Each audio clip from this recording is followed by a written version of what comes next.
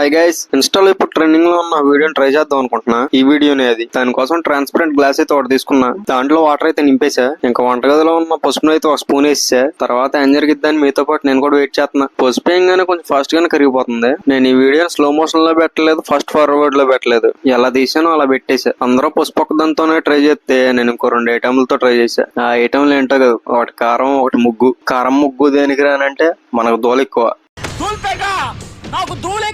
ఇంకా లేట్ చేయకుండా కారం కూడా వేసాను. నాకెందుకు పసుపు కంటే కారమే బాగా అనిపించింది. స్లోగా భలే పడుతుంది.